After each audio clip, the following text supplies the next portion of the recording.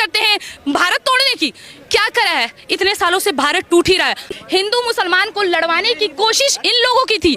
निर्जला शुष्क सी धरती पर कायरता जब कुंभलाती है, जब घटा टोप अंधियारे में स्वातंत्र घड़ी कुलाती है, जब नागफनी के पारिदास सदृश बताया जाता है, जब मानव को दानव होने का बोध कराया जाता है। खुशबू पांडे, जिसको देश ने हिंदू शेरनी का नाम दिया, मैं खुद एपीजे अब्दुल कलाम की फोटो के सामने हाथ जोड़ती हूँ। औरंगजेब के वंशज है तो बेटा तुम्हारा भी वही हश्र किया जाएगा जो उस काल में हमारे राजाओं ने किया था। एक बार आप लोग अच्छे से याद रखिएगा। लोग कहते हैं ना भाई संविधान है, कानून है, हम कानून नहीं तोड़ सकते। अगर महाराणा प्रताप भी यही सोचते तो आज हम अकबर के गुलाम होते। क्या बात है। महाराणा प्रताप ने अकबर के द्वारा लगाया हुआ कानून तोड़ा तो आज हम उन्हें गर्व से सीना ठोक के महाराणा प्रताप बोल सकते हैं। ये महाराणा प्रताप की भूमि है, राणा संगा की भूमि है, ये बप्पा रावल की भूमि है, ये छत्रपति शिवाजी की भूमि है, ये रानी लक्ष्मीबाई की भूमि है, रानी पद्मावती की भूमि है। विश्व में जन्म लेने वाला सर्वप्रथम व्यक्ति हिंदू होता है। हाथ की कारीगरी उसे कोई और जात में कन्वर्ट करती है। शाहजहां ने अपनी महान नहीं मानती आप? मैं किसी को महान नहीं मानती। औरंगजेब, बाबर, अकबर, हुमायूं साले कहां से कैसे पैदा हो गए, किस भीड़ में पैदा हो गए पता नहीं, हम इनको महान माने। अभी यही की बात बताते हैं, पाकिस्तान जिंदाबाद के नारे लगते हैं। इन दो कौड़ी औकात नहीं है इन लोगों की, और हमारे देश का खाते हैं, हमारे देश में पलते हैं और हमारे देश में पाकिस्तान जिंदाबाद का नारा लगाते हैं। क्या अपेक्षा करेंगे इनसे? ये बात करते हैं संविधान की, हिम्मत है इनके संविधान मानने की। आज से 77 साल पहले डॉक्टर भीमराव अंबेडकर ने भारत पाकिस्तान के बंटवारे के नाम पे जो पुस्तक लिखी थी, उसे में उन्होंने क्या दिया था कि इस देश में रहने वाले मुसलमान, मैं फिर से कह रही हूँ, इसे दारुल हर्ब मानते हैं, दारुल इस्लाम नहीं। अंकल जी को पता होगा दारुल हर्ब का मतलब क्या होता है? युद्ध का घर। और दारुल इस्लाम का मतलब होता है इस्लाम का घर। इसका मतलब ये है कि इस देश में रहने वाले मुसलमान अपने देश को छोड़ के उन देशों का समर्थन कर सकते हैं जो हमारे देश के विरुद्ध है, लेकिन हमारे देश का समर्थन कतई नहीं करेंगे, तो वो हमारे देश में रहने के लायक भी नहीं है। इजराइल के साथ हम आज से नहीं है बल्कि इससे पहले भी थे, अभी भी हैं और आजीवन इजराइल के साथ रहेंगे। इजराइल और भारत की दोस्ती की मिसाल आप इतिहास पलट के एक बार देख सकते हैं कि किस तरह रही है। रही बात फिलिस्तीन की, तो फिलिस्तीन, मुझे आज भी मामला याद है, कुछ टाइम पहले फिलिस्तीन बहुत रो रहा था मणिपुर में महिलाओं के साथ क्या हो रहा है, और यही फिलिस्तीन आज इजराइल की महिलाओं को नग्न करके और उसका समर्थन करने वाले हमारे देश के छात्र छात्रा कतई नहीं हो सकते। सबके सब देशद्रोही हैं जो फिलिस्तीन का समर्थन करते हैं। देशद्रोही कैसे हो सकते हैं? वो इंसानियत का भी तो साथ दे सकते हैं, ऐसा जरूरी थोड़ी। अच्छा, ऐसा कौन सा इंसानियत होता है भाई? इजराइल में सब अच्छा खासा कमा रहे, खा रहे, अच्छे से रह रहे हैं, और तुम आओ हमास को भेज दो। ये पाकिस्तान वाला हाल करके रखे, उसने ISI को पाल रखा, इसने हमास को पाल रखा, और हम लोग यहाँ हाथ में हाथ रख के बैठे रहे। इजराइल को जवाब देना अच्छे से आता है, और जिस तरह हमारे प्रधानमंत्री एयर स्ट्राइक और सर्जिकल स्ट्राइक करके जवाब दिए है ना, उसी तरह इजराइल को भी पता है कि उनको जवाब कब देना और कैसे देना, और वो बेहतरीन तरीके से देगा। देखिए, इजराइल बड़ा छोटा सा है, वहाँ बहुत आबादी भी नहीं है, बहुत छोटा सा कंट्री है, लेकिन फिर भी उससे खौफ खाते हैं। उसके चारों तरफ वो मुस्लिम देशों से घिरा हुआ है, लेकिन फिर भी इजराइल में इतनी हिम्मत है, कहते हैं ना कि सारे लोग एकजुट हो जाओ, एकता वो है वहाँ पे। 14 सेकंड से ज्यादा अगर कोई महिला को घूर ले जाता है, ये है इजराइल का संविधान, और हम ऐसे देश और ऐसे संविधान का समर्थन करते हैं।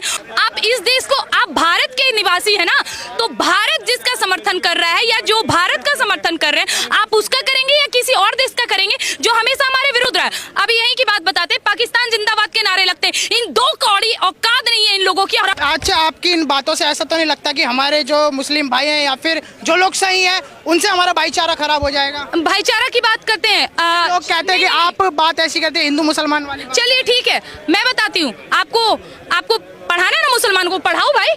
किसने कहा कि मुसलमानों ने देश के लिए कुर्बानी नहीं दी? किसने कहा कि मुसलमान सभी देशद्रोही हैं? मुसलमान पूछो ना, डॉक्टर एपीजे अब्दुल कलाम पूछो ना, डॉक्टर तारिक फतेह जो आज हमारे बीच नहीं है, पाकिस्तान के हैं, पाकिस्तान के हैं ना, लेकिन फिर भी पाकिस्तान में रहने के बाद भी आज हमारे बीच नहीं है, फिर भी वो जिगरा रखते हैं, कहते हैं कि इस विश्व में जन्म लेने वाला सर्वप्रथम व्यक्ति हिंदू होता है। हाथ की कारीगरी उसे कोई और जात में कन्वर्ट करती है।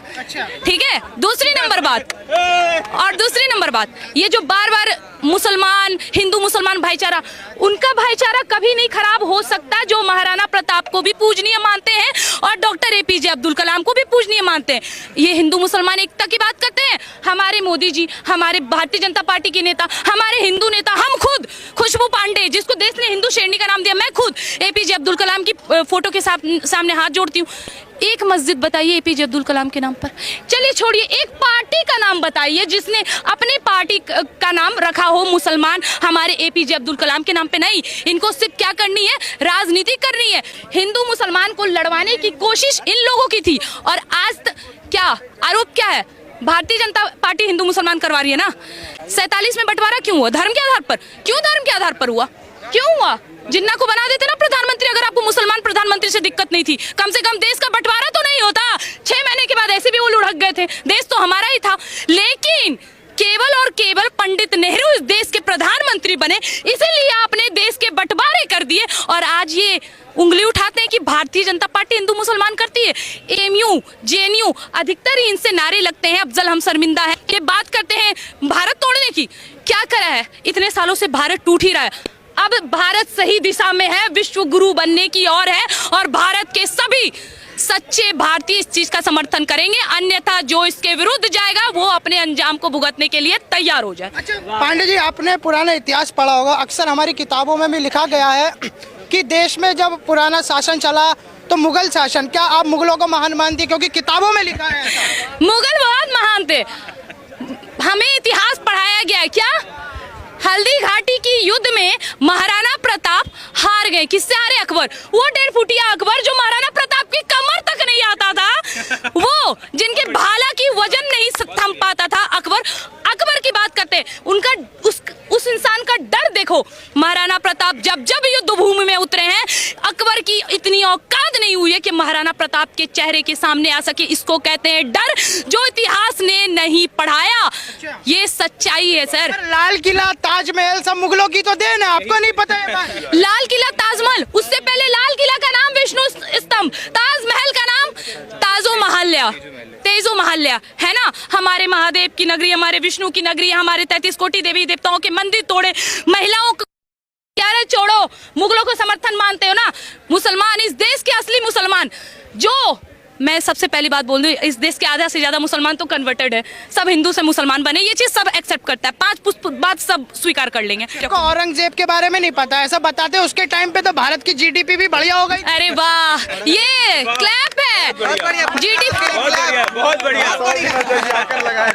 तो जीडीपी देश के मतलब देश में योगदान दिया था ना तरक्की के लिए, बहुत बड़ी तरक्की के लिए। औरंगजेब है ना, आपने सुना है कहीं कहावत है, औरंगजेब को ब्राह्मणों से इतनी दिक्कत थी कि जब तक एक दिन में वो कुछ लाख जनेऊ ना, की आत्मा को शांति नहीं मिलती थी, है ना। उसके खाने में तो एक दाने नहीं ढसते थे।